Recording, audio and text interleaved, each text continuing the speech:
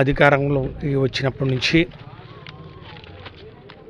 జరుగుతున్నటువంటి అకృత్యాలు, అరాచకాలు, అటవిక పరిపాలన ఈ రాష్ట్రంలో ఏ విధంగా అయితే శాంతి భద్రతలు క్షీణించాయో అని దాన్ని చెప్పడానికి ఒక ఉదాహరణగా నిలుస్తూ ఉంది.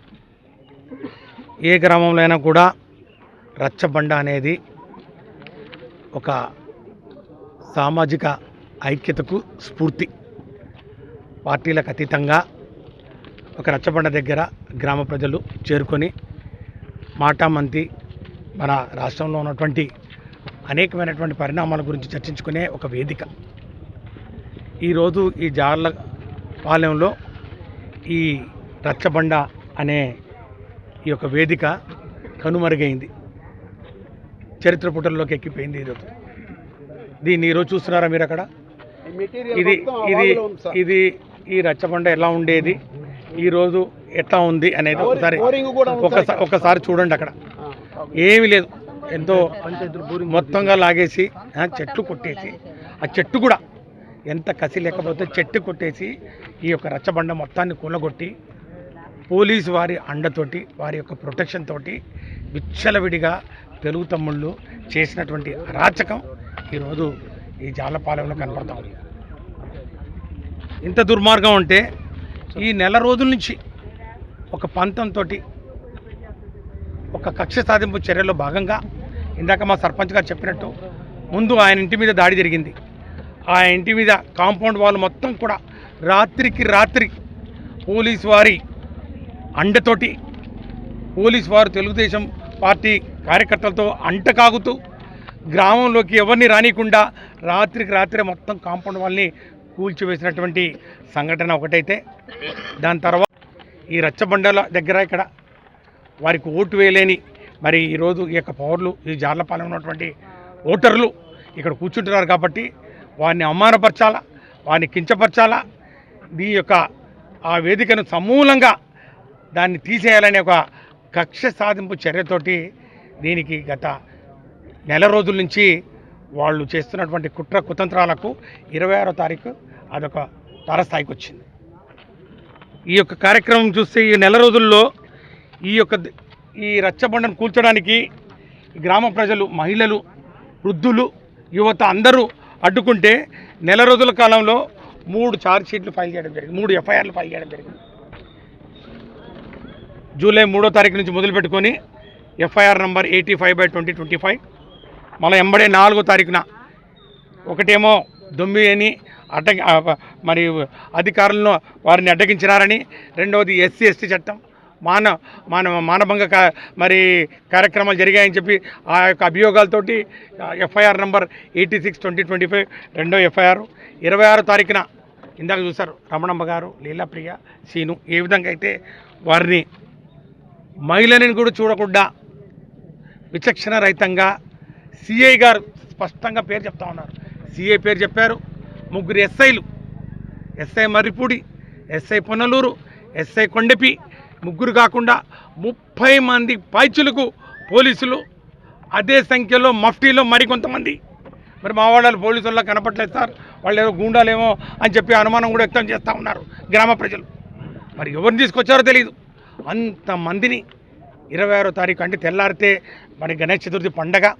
ఆ రోజు గ్రామంలో మరి ఒక మనిషి పాము కాడుకు గురై మరణిస్తే మరి ఆ రోజు గ్రామంలోని అందరూ కూడా ఆ యొక్క డిస్టర్బెన్స్లో ఉంటే అయినా కూడా ఒక కుట్రతోటి, ఒక కుతంత్రంతో పోలీస్ వారు అండ వాళ్ళకి కల్పిస్తే జేసీబీని తీసుకొచ్చి చూడండి ఏ విధంగా అయితే నామరూపాలు లేకుండా రచ్చబండను పూర్తిగా ధ్వంసం చేసి అడ్డగించినటువంటి మహిళల మీద సభ్య సమాజం తలదించుకునే విధంగా పరుష పదజాలంతో చెప్పలేని విధంగా వర్ణాతీతంగా వాళ్ళు ఆడినటువంటి దుర్భాషలు మహిళలను కూడా చూడకుండా వారి వ్యక్తిత్వాన్ని కించపరిచే విధంగా వారు ఇందాక చెప్పారు, పిచ్చిరెడ్డి గారు చెప్పారు ఏ విధంగా అయితే వాళ్ళు మాట్లాడుతూ తన్నుకుంటూ లాఠీచార్జ్ చేస్తూ అడ్డొచ్చిన వాళ్ళని ఏ విధంగా అయితే కొట్టారో చూస్తారు కదా.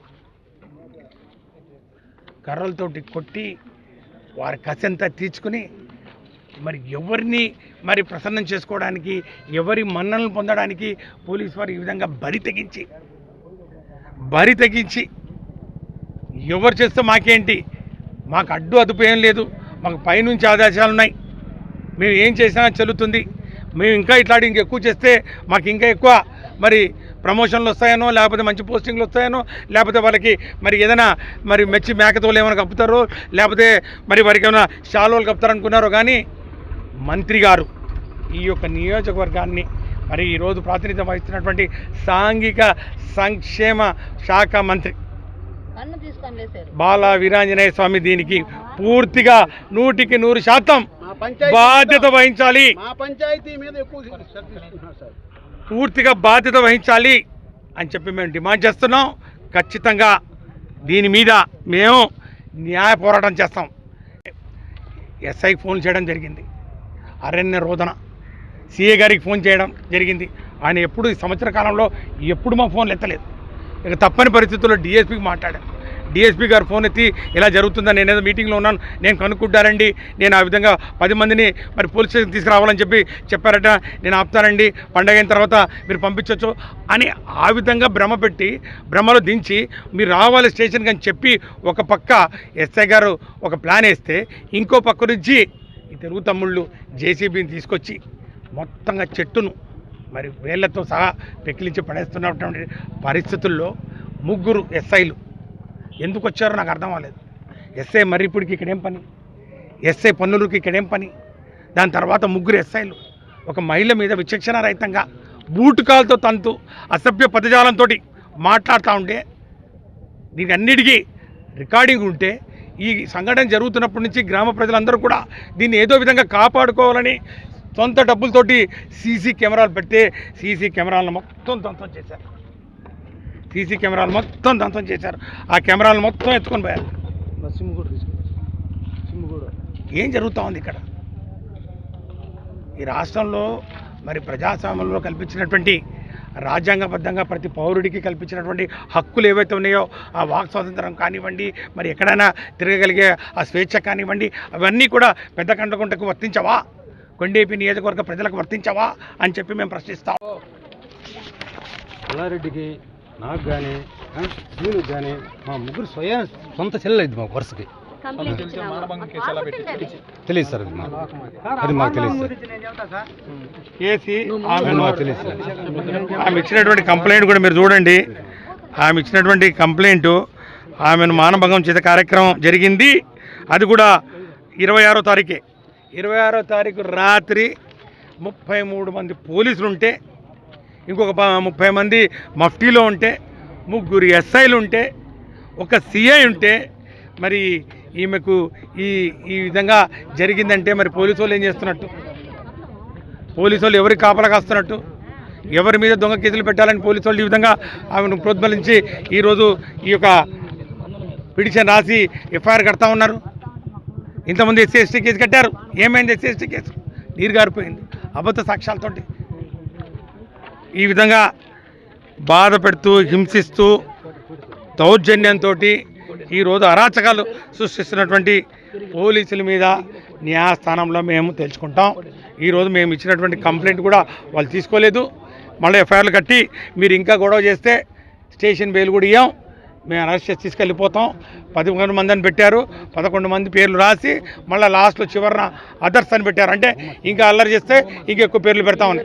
మీరు ఎన్ని భయపెట్టినా కూడా, మా సర్పంచ్ గారిని ఎంత మీరు బెదిరించినా కూడా, ఆయనను ఎంత మానసికంగా హింసించినా కూడా, ఆయన చెక్ డ్రాయింగ్ పవర్ రద్దు చేశారు. కోర్టు భయం తీసుకొచ్చాం, కోర్టు మొట్టికాయలు వేసింది. చెక్ పవర్ రద్దు చేయడానికి 3 నెలలు తిరిగారు. చెక్ పవర్ తెచ్చుకోవడానికి నేను 3 రోజుల్లో తెచ్చుకున్నాను. అది ఎంత దుర్మార్గం వాళ్ళు చేస్తూ ఉన్నారు. ఉద్యోగాలు తీసేస్తారు, మళ్ళీ కోర్టుకు పోయాం, మళ్ళీ తెచ్చుకున్నాం.